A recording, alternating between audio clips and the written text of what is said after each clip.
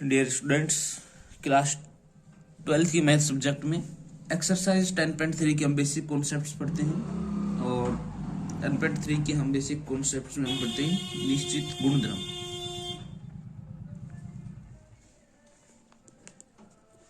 निश्चित समाकलन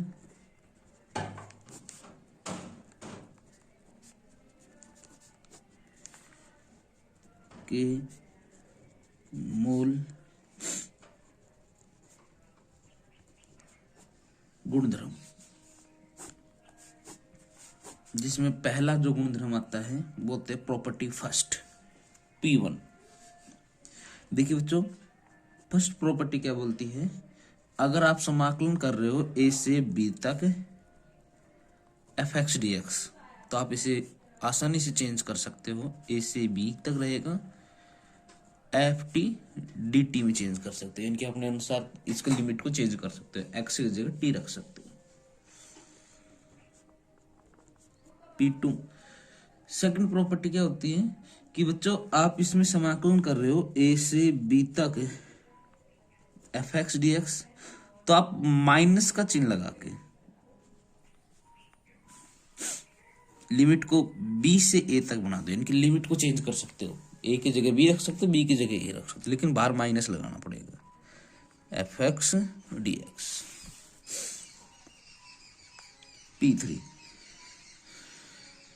जो तीसरे नंबर की जो प्रॉपर्टी होती है, उसमें आप लिमिट को चेंज कर सकते हो, तोड़ सकते हो, यानी कि A से B fx dx है, तो आप इसे A से C तक बना दो प्लस C से B तक बना दो। fx dx इनकी लिमिट को बीच में आप स्प्लिट कर सकते हो, तोड़ सकते हो। P4 और इंपॉर्टेंट प्रॉपर्टी P4 आपकी सबसे इंपॉर्टेंट प्रॉपर्टी। और P4 कहां पर लगाते हैं बच्चों, जिस प्रकार से यहां पर है A से B तक fx dx, इसमें आप प्रॉपर्टी लगा सकते हो। लिमिट तो वही रहेगी A से B तक, लेकिन f ऑफ दोनों लिमिट को जोड़ देंगे, A प्लस B में से x को घटा देंगे और dx। ये रूल हम इसमें लगा सकते हैं।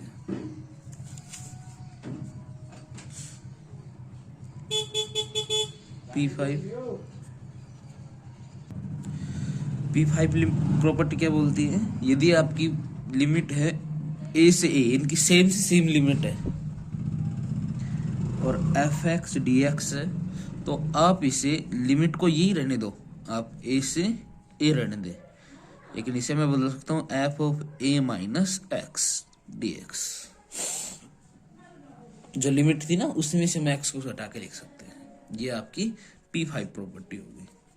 नेक्स्ट चलते हैं P6 प्रॉपर्टी की तरफ। P6 प्रॉपर्टी क्या होती है कि अगर आपकी लिमिट है 0 से na तक है और fx dx, तो इसे मैं लिख सकता हूँ n इंटू 0 से a fx dx।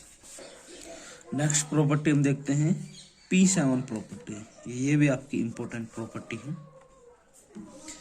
P7 property क्या होती है बच्चों, अगर आपकी लिमिट हो माइनस a से प्लस के a के रूप में और fx dx इस रूप से हो, तो आप इसे दो भागों में विभक्त कर सकते हो।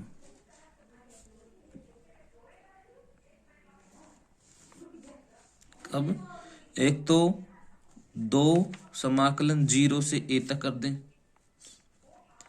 fx dx, ये किस कंडीशन में, यदि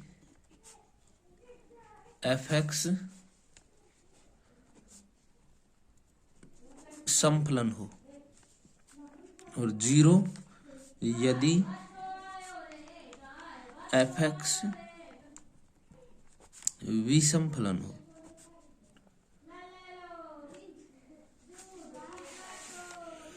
तो इस प्रकार से इसे विभक्त कर सकते हैं।